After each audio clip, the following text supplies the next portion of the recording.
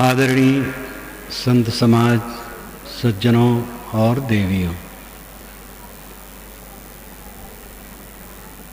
इस अधिवेशन की पूर्व संध्या पर आप लोगों को बहुत बहुत धन्यवाद और शुभकामना।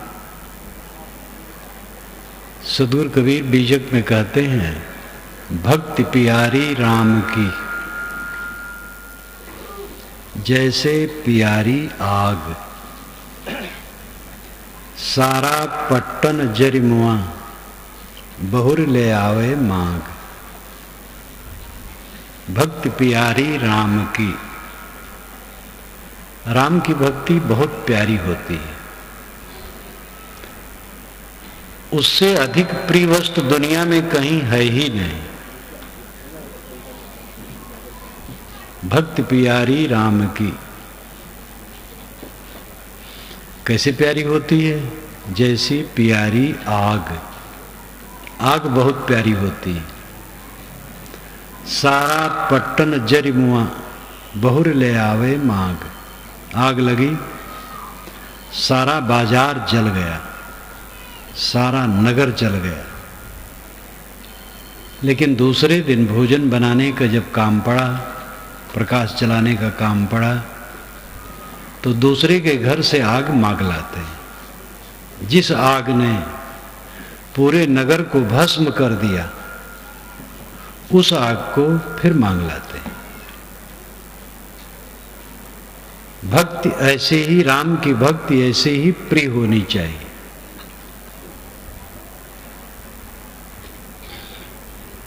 कुछ लोग भक्त होते हैं, दीक्षा लिए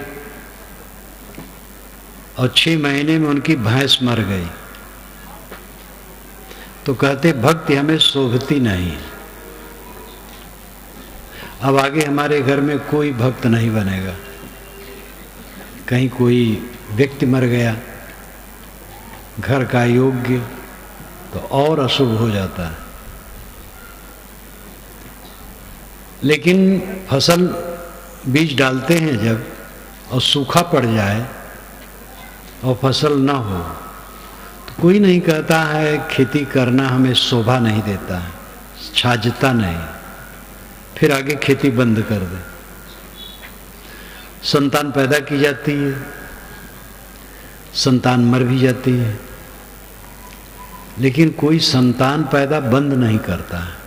ये नहीं सोचता है संतान मैंने पैदा की और वो जिया नहीं, हमें छाजता नहीं, इसलिए आगे संतान नहीं पैदा करना, ऐसा कोई नहीं सोचता। व्यापार में घाटा हो गया तो लोग व्यापार बंद नहीं करते, फिर कभी मुनाफा होता है। भक्ति मार्ग में लगने पर अगर कहीं कुछ अड़चन हो गया, कोई नुकसान हो गया, तो कहते भक्ति हमें शोभती नहीं, हमारे घर में छाजती नहीं। साहब कहते हैं, राम की भक्ति के मार्ग में सब कुछ अपना चला जाए, नष्ट हो जाए, तो भी वो प्रिय होना चाहिए। भक्ति प्यारी राम की जैसे प्यारी आग, सारा पट्टन जरिमुआ बहुर ले आवे मांग।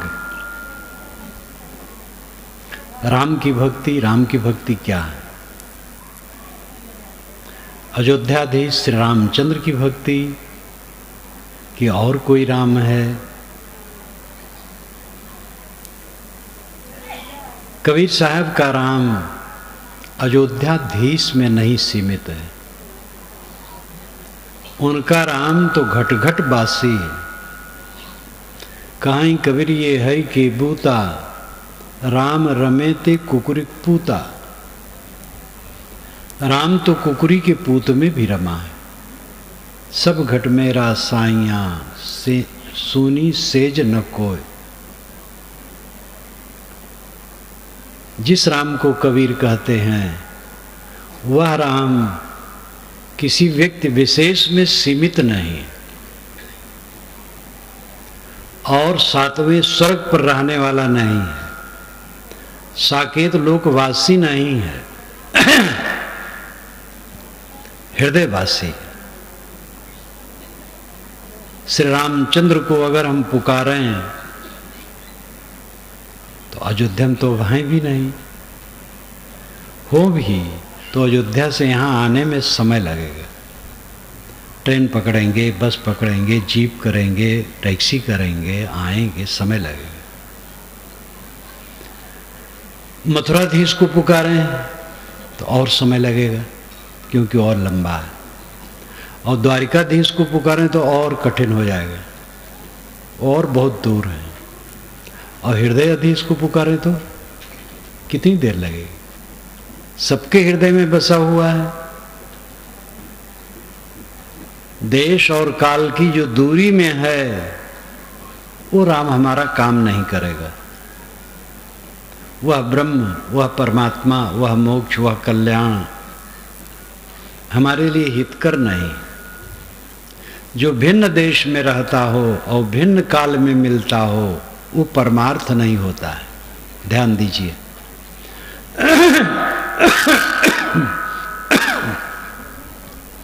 भिन्न देश काल में रहने वाला परमार्थ नहीं होता है, परम सत्य नहीं होता है। जो परम सत्य होता है, जिसको हम राम, ब्रह्म, आत्मा, खुदा, गॉड कह सकते हैं, वो न तो भिन्न देश में है न भिन्न काल में मिलता है। इसी देश में है और इसी काल में मिलता है। जहां आप बैठे वहीं है और आपका अस्तित्व ही है। आपका होना उसका होना है। आप हैं, बस परमात्मा है। आप क्यों अपने को परमात्मा से भिन्न मानते हैं? उपनिषद के ऋषियों ने भिन्न नहीं कहा है। स्वामी शंकराचार्य बारंबार प्रत्येक भिन्न कहते हैं। प्रत्येक भिन्न ये संधि में है। पदच्छेद करने पर होता है प्रत्येक अभिन्न। प्रत्येक नाम भीतर, अभिन्न नाम जो अलग न हो, उसका अर्थ होता है अंतरात्मा। ये अंतरात्मा ही परमात्मा है, अंतरात्मा ही ब्रह्म है, अंतरात्मा ही राम है। ये राम की भक्ति अत्यंत प्यारी होनी चाहिए। ये राम की भक्ति क्या है? सदैव आत्मचिंतन, आत्मस्मरण, आत्मस्थित, अपने मन को अपने में समेट लेना, राम की भक्ति करना है।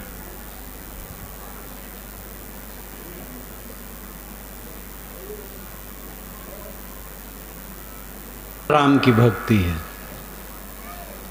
आत्मा राम हो जाना, आत्मलीन हो जाना, स्वयं में समाहित हो जाना, स्वयं में शांत हो जाना। ये आत्मा राम की भक्ति है। भक्ति प्यारी राम की। आपकी अंतर ज्योति राम है। कबीर साहब के बीजक का पहला शब्द है अंतर ज्योति।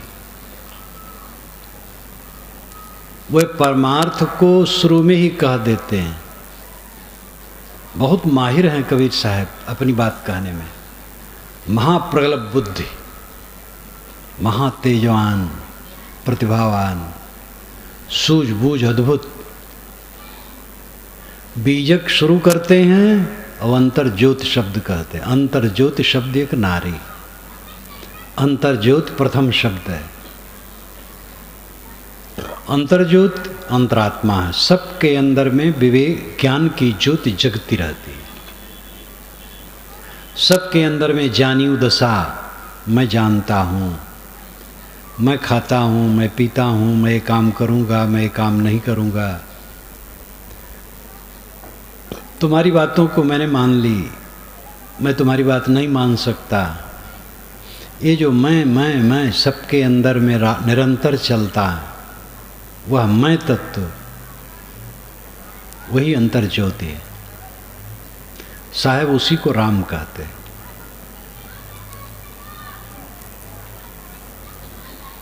अंतरात्मा में लीनता, निरंतर आत्मस्मरण, आत्मचिंतन, आत्मरति, आत्मसंतुष्टि, ये राम की भक्ति है। लेकिन ये कैसे प्राप्त होगी? जब पहले गुरु संतों की भक्ति हम करेंगे तब प्राप्त होगी। हमें आधार देने वाला सद्गुरु होना चाहिए और संत होने चाहिए, और सज्जन संत सद्गुरु। सज्जन गृहस्थों में जो बोधवान हैं, समझदार हैं, अच्छी राह चलते हैं, वे जिज्ञासुओं के प्रेरक होते हैं। मैंने स्वयं अपने जीवन में देखा है, प्रथम प्रेरक हमारे आसपास के भक्त हुए हैं, फिर संत मिले हैं, फिर सद्गुरु मिले हैं। ये सब का अनंत उपकार हमारे ऊपर है। फिर सद्गुरु संत जो साधना परायण हैं, उनके बिना तो कुछ काम हो नहीं सकता है। कमल पानी में रह करके खिला रहेगा, पानी से अलग सूख जाएगा। संतों गुरुजनों की संगत में साधक आध्यात्मिक उन्नत कर सकता है, अलग नहीं कर सकता है। गृहस्थ लोग संतों गुरुजनों से जुड़े रहेंगे तो उनको प्रकाश मिलता रहेगा, टूट जाएंगे तो अंधकार में हो जाएंगे। कुछ लोग घर छोड़ करके बिल्कुल आ जाते हैं गुरु की शरण में। ऐसे लोगों से जहाँ मेरा संपर्क पड़ता है, मैं प्राय निवेदन करता हूँ कि भाई कच्चेपन में न निकलो। पक जाए बहुत विचार, बड़ी दृढ़ता हो जाए, वैराग तीव्र हो जाए, वो तीव्रता भी कुछ दिन बनी रहे, तब समझ बूझ करके छोड़ना चाहिए। चट मगनी पट बिया ठीक नहीं। और कितने लोग ऐसे निकलते हैं और फिर लौटते हैं। कितने लोग आकर के मर्यादा में नहीं रहते हैं। पहले आते हैं तो उनको भक्ति रहती है, थोड़े दिन में उनकी भक्ति ठंडी, फिर गुरु संतों की बराबरी करने लगते हैं, फिर गुरु संतों की आलोचना भी करने लगते हैं, फिर बह जाते हैं। तो ये रास्ता बढ़िया नहीं। समर्पण की जरूरत है। वैवाहिक जीवन युवक युवती ग्रहण करते हैं, अगर एक दूसरे को समर्पित नहीं है तो गृहस्थी सुखद नहीं हो सकती। समर्पित का मतलब विषय वासना की तीव्रता नहीं, उसको जितना घटा के रखे अच्छा है। समर्पण का मतलब है एक दूसरे का सहयोग करना। पत्नी के लिए उल्टा पलटा कहते रहते हैं, या देवियां अपने पति के लिए उल्टा पलटा कहती रहती हैं, कैसे मधुरता आएगी? एक दूसरे के सहयोग की भावना।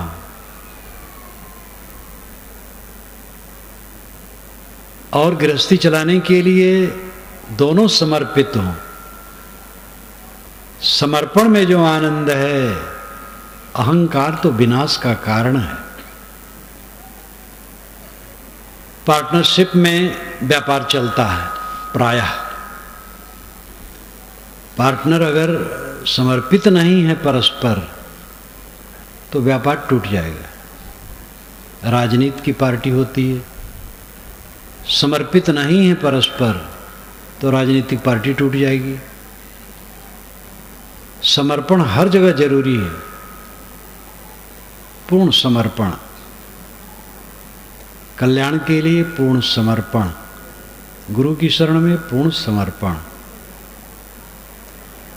संत और गुरु एक रूप साधु का, दूजा काल को फंद।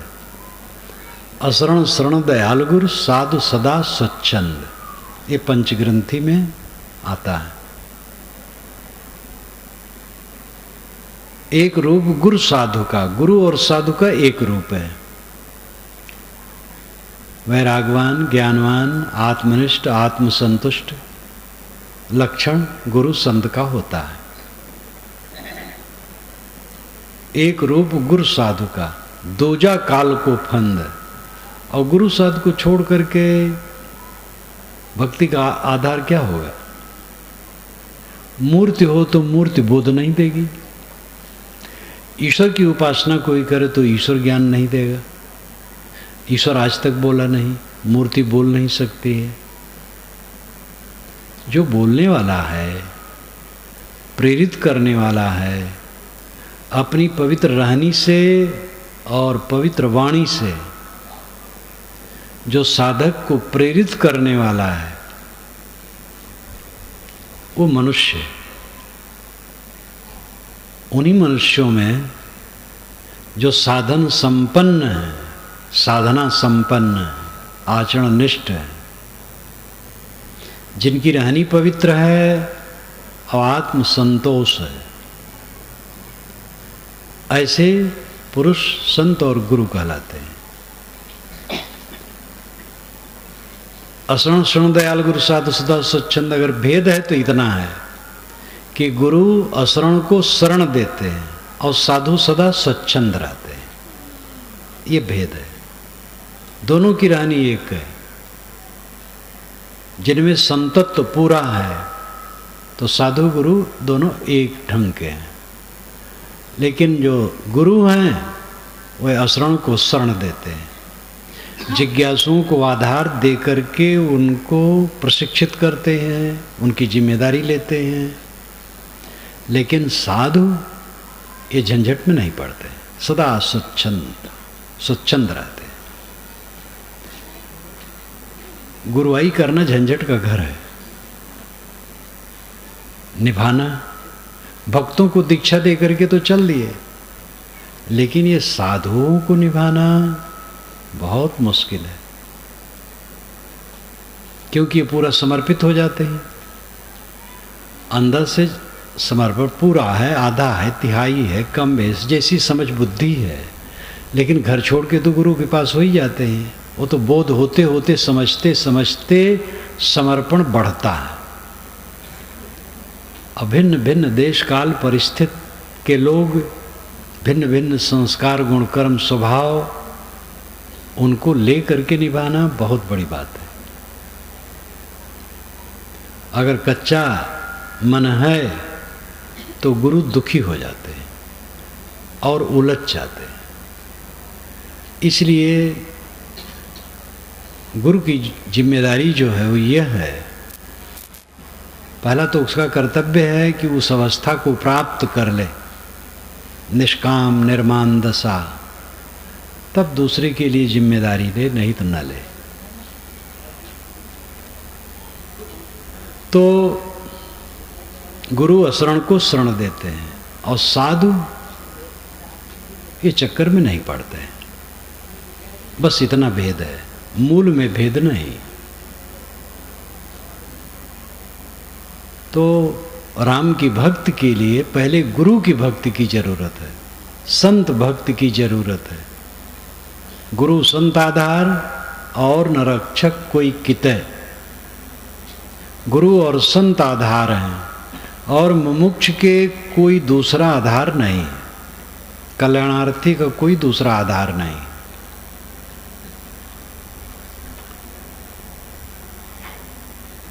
गुरु संत की शरण में जा करके सेवा भक्ति, पहले सेवा है।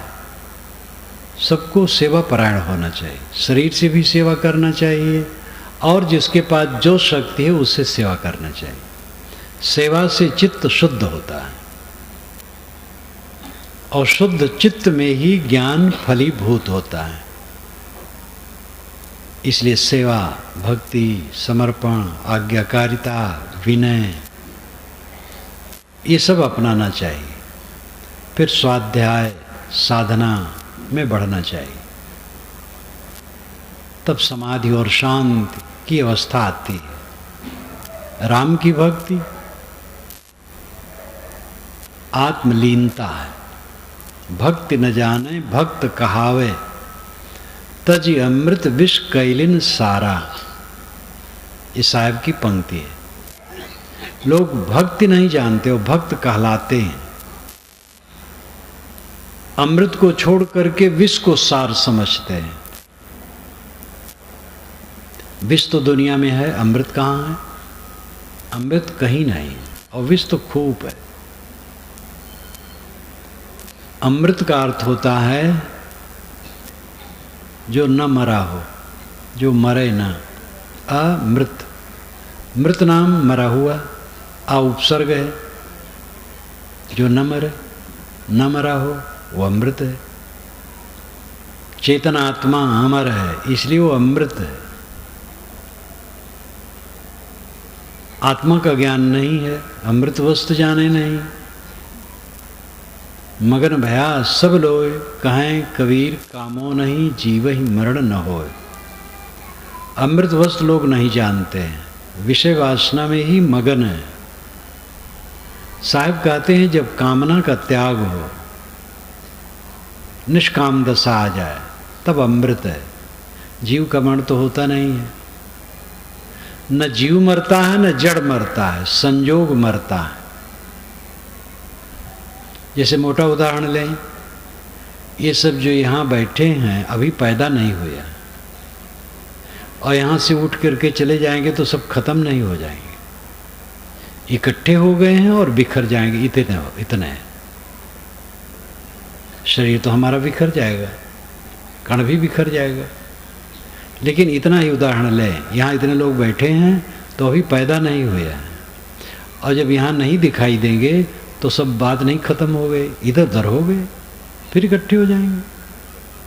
ये उदाहरण हुआ। तत्वों के कण इकट्ठे होते हैं और दूर दूर चले जाते हैं। इकट्ठे होते हैं तब कोई कार्य पदार्थ बन जाता है, दूर दूर चले जाते हैं तो कार्य पदार्थ मिट जाता है। तो निर्मित आकार मिटता है, किंतु जिन तत्व कणों से निर्माण होता है वो तत्व कण नहीं मिटते। तत्व विकारी हैं, परिवर्तनशील हैं, उससे कुछ निर्माण होता है। आत्मा निर्विकारी है, उससे कुछ निर्माण नहीं होता। वो निर्विकारी है, अजन्मा है, नित्य है। प्रकृति भी नित्य है, प्रकृति भी अजन्मा है। जड़ प्रकृति भी कहीं जन्मी नहीं है, सदा से है और सदा रहेगी। जड़ चेतन दोनों नित्य हैं।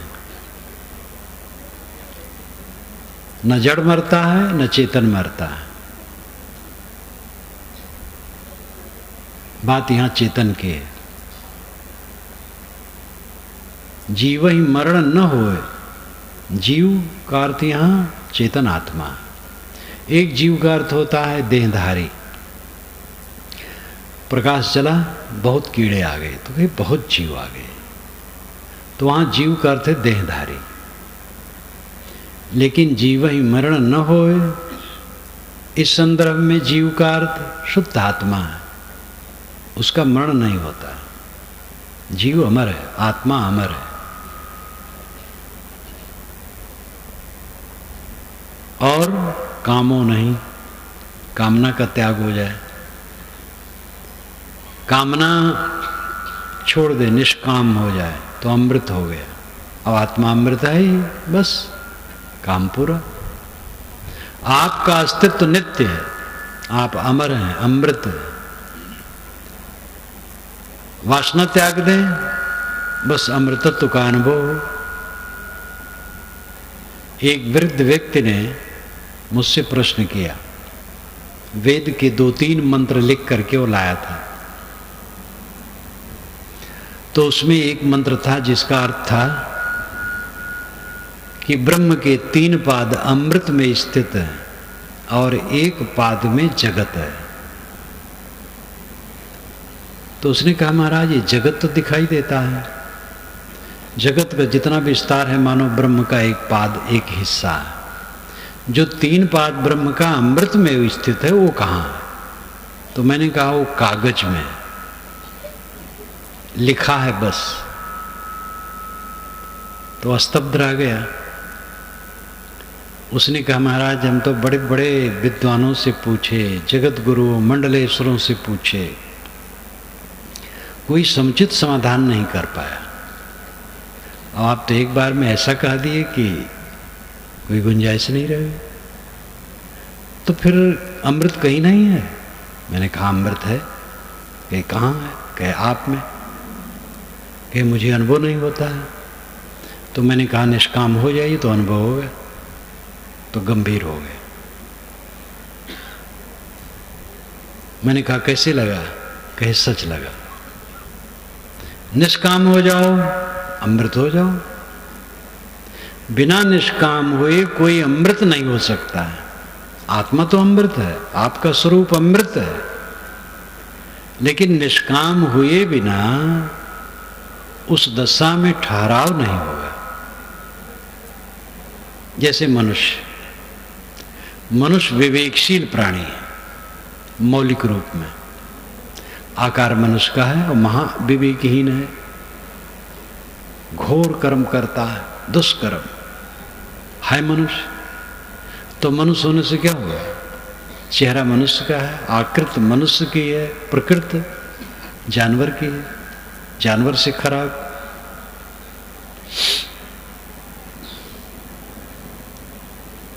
तो हमारा स्वरूप आत्मा अमृत है,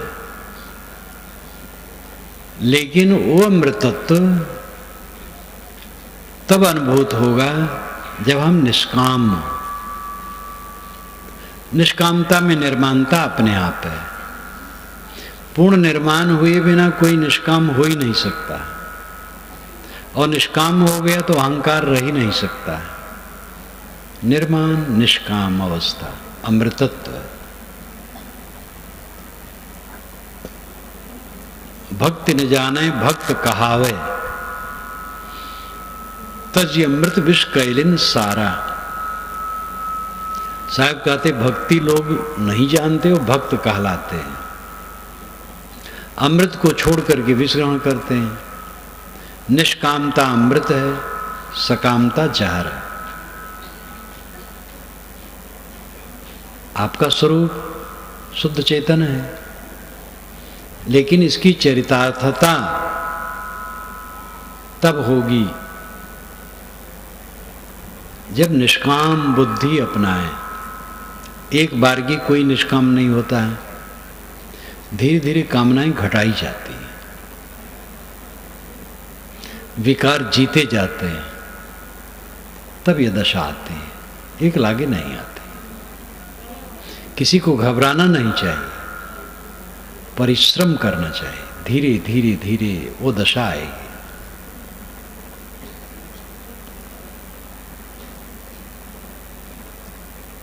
साहब कहते हैं भक्ति प्यारी राम की। राम की भक्ति बहुत प्रिय। और राम अंतरात्मा है, आपका स्वरूप है, आपका होना है, आपका अस्तित्व है। आप तीनों काल में सब समय हैं। जागृत अवस्था में स्वप्न नहीं रहता है, स्वप्न अवस्था में जागृत नहीं रहती, सुषुप्त में ये दोनों नहीं रहते हैं। लेकिन आप इन तीनों में रहते हैं। जागृत को किसने देखा? आप। स्वप्न किसने देखा? आप। सुषुप्ति का सुख किसने जाना? आप। और राजा की कहानी याद करें।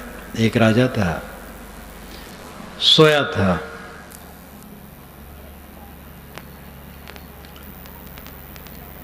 सपना देखने लगा कि मैं भूखा हूं, 3 दिन का भूखा हूं, पर्वत की तराई में घूम रहा हूं, गरीबों की झुग्गी झोपड़ी में भिक्षा कर रहा हूं, तो कोई एक चुटकी चावल देता है, कोई एक चुटकी दाल। गरीब गरीब लोग हैं।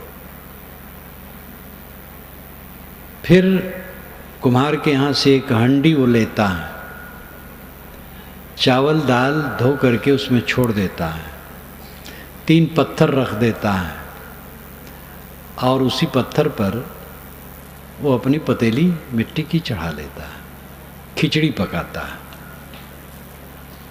खिचड़ी पक जाती है, केला का पत्ता लाके बिछा देता है, खिचड़ी ढाल देता है। मन बेताब है कि ये ठंडी और खाऊं, 3 दिन का भूखा है। इतने में 2 भैंसे लड़ते लड़ते सामने आ गए। भयभीत हो गया है, ये हमें मार न दें। इतने में दोनों भैंसे दौड़े, खिचड़ी रौंद दिए, राजा पर टूट पड़े। राजा भगा, नींद खुल गई। न भैंसा न खिचड़ी, मखमली गद्दे पर वो पड़ा है। चारों तरफ ऐसा प्रबंध है कि वहां मच्छर नहीं जा सकते हैं। भैंसे कैसे आ गए? हजारों को खिलाने वाला स्वयं भूखा कैसे हो गया? डामाडोल हो गया। सुबह स्नान किया, संत एक रहते थे पास में, वहां गया, कहा महाराज ये सच की वो सच, बताया सब। महात्मा ने कहा कि सपने में राज था, कहे नहीं था, कहे तू, कहे मैं था, तो कहे जागृत में सपना है, कहे नहीं है, कहे तू, कहे मैं हूं। राजा ने कहा सपना भी झूठ, जागृत भी झूठ, और दोनों में रहने वाला तू सच। जागृत, स्वप्न, सुषुप्ति, ये तीनों आते और जाते हैं, और तीनों में रहने वाला आत्मा नित्य शुद्ध बुद्ध निर्विकार अजर अमर है। वो आपका स्वरूप है। आप सपना देखते हैं, गाढ़ी नींद का आनंद लेते हैं, जागने पर फिर हंस खंहस शुरू, झंझट, कलह, प्रपंच। जो भजन साधन करने वाले हैं भजन साधन करते हैं। तीनों अवस्थाओं का ज्ञाता, तीनों अवस्थाओं में रमने वाला आत्मा नित्य, वही राम है।